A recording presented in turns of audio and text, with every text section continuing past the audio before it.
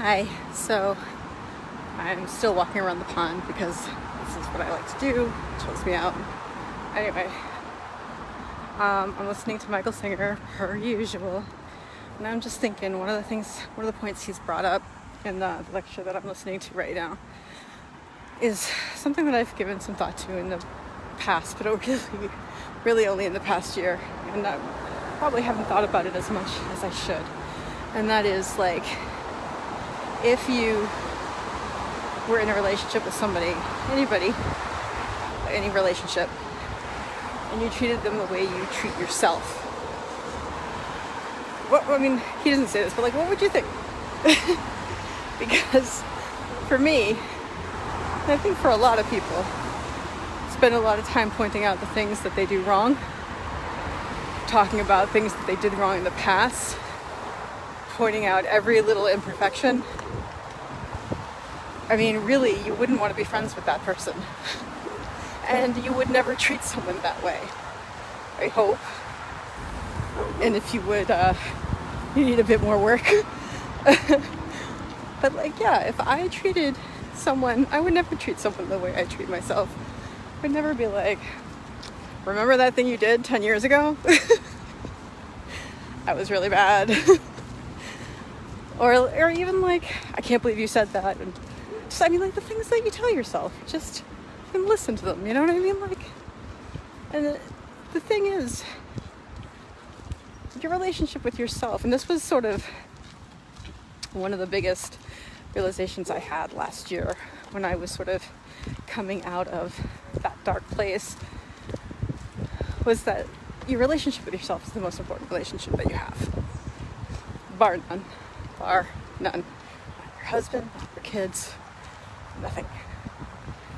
That I have a husband or kids. But if you do not have a good relationship with yourself, your life isn't going to be worth it, right? I mean,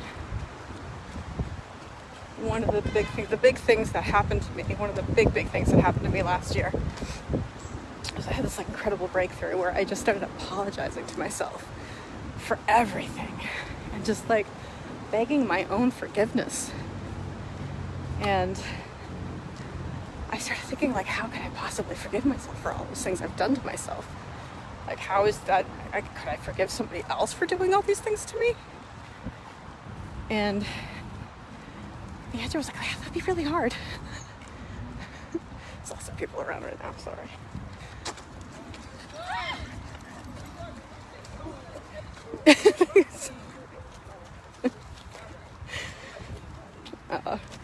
Little kid was afraid of a dog and he started running, so the dog obviously started running after him. Oh, it was cute. This poor thing.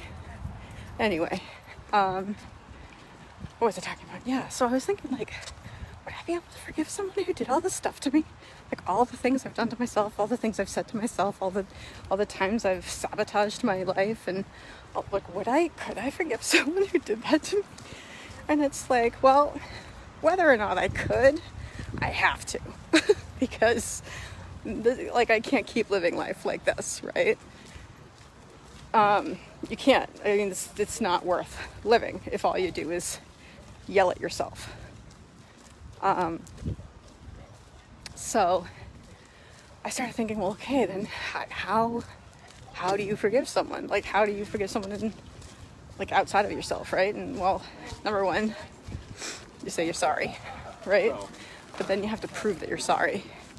You have to prove you're sorry. You have to make up for it. So I started realizing I needed to make stuff up for to myself. Anyway, that's carrying on into today. And I'm thinking about, because it's funny, you'll have a realization and you're like, oh yeah, it's a deep realization. And then a year later you have the same realization but at a deeper level. That's sort of what's happening right now. It's not as big a breakthrough as it was last year, but it's oh,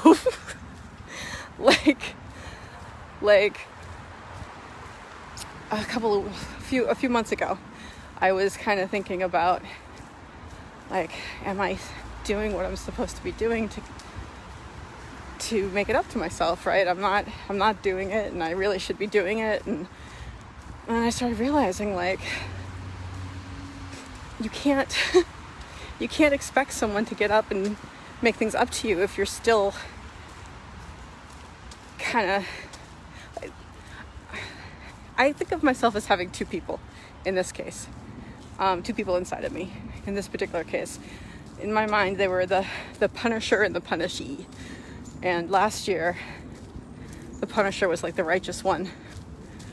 She had been wronged, and the punishee really needed to make it up, right? Because the punisher didn't deserve all this, and the punisher didn't even deserve to spend her life punishing. It's not a good life to have. So I shifted all the blame to the punishee. And then a couple of months ago, I realized that the punishee couldn't do anything because the punisher had been standing on her neck, yelling at her, telling her to get up and do something, but still like having her hands around her neck, strangling her. So it's just like, wait a second, that's not right. And that, I mean, it was just a whole different revelation. That was a pretty big breakthrough too, which was really nice. So I've been a lot more forgiving of myself. Not as much as I can be. We're working on it, right? It's a work in progress. And I don't know. I was just thinking, I'm walking around the pond as I do, listening to Michael Singer as I do. And I started thinking about my recent breakup and like how much I love him, really. Like, and it's not in a sad way. I mean, like, yeah, sure, sad. It's sad. But just, you know, it's one of those things where the entire time we were together, he showed me that I was worth loving because of how much he loved me. Like, how unconditional his love was for me. And he just went out of his way to show it to me each and every day. And that's still in my heart, which is wonderful. And, you know, when someone shows you that you are worth loving, because this person that you love so much, because they're such a cool person and such a wonderful person, so kind and smart and good and blah, blah, blah, and that person loves me. Like, that person loves me? And I kept on trying to make things like, no. But he did. A lot. And I sort of started realizing, I mean, I've known this. It's one of those deeper realization things. Like, for a long time, I've known that this is what had to happen because of the circumstance, the situation we find ourselves in, that we can't be together anymore. But the more I allow myself to let that be and realize that, like, really the only bad thing about it is that I don't like it and that makes me sad, but all the other things about it are good because it was what was necessary, the best option given the situation. Just aside from everything with him, it's definitely what was best for him. Given his situation, it's what's best for me because now I'm working on myself in a way that I really couldn't if I were in a relationship. Because when I was in a relationship, I devoted everything I could to that, right? And there wasn't space for me, not because of him, but because of me. There wasn't space for me to work on myself. And now I'm working on myself, and it's going to be it's such a good thing. It is such a good thing, and it's going to be such a good thing. The better and stronger I can make myself, the better and stronger I'm going to be in life, the better relationship I have with myself, the happier I'm going to be, the better relationship I have with myself, the better relationships I can have with others. You know, the more centered and balanced I can stay, the best it is for everyone around me. And I don't know, it's just this level of kind of joy. I mean, still sad, still sad, still miss him, still love him. But you know, the love doesn't stop. And that's something that's wonderful about this particular situation, is even though we're not together, nothing happened to make us love each other any less. If anything, the way we left things made us love each other more.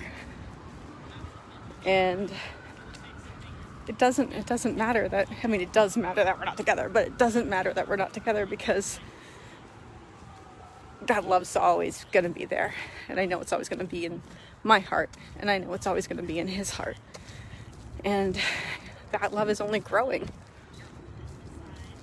I'm only giving it space to grow now.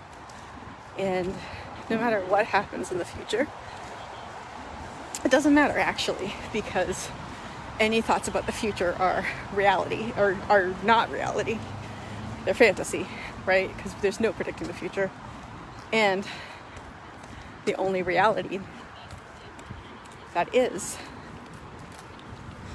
the reality we have right now. Lots of people at the pond on Sundays. Right? So, okay, here come the geese. Be careful of the geese.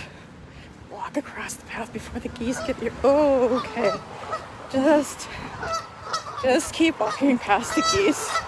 Just keep walking past the geese. Okay. See, now here is the situation. I could have been a little less scared there.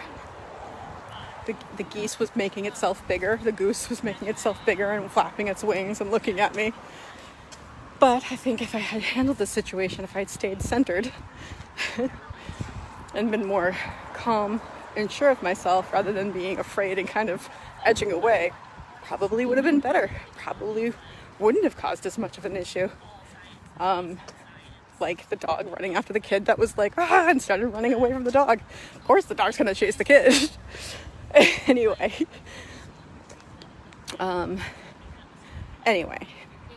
point is, the only reality that there is this reality in this exact moment, and now in this exact moment, and now in this exact moment.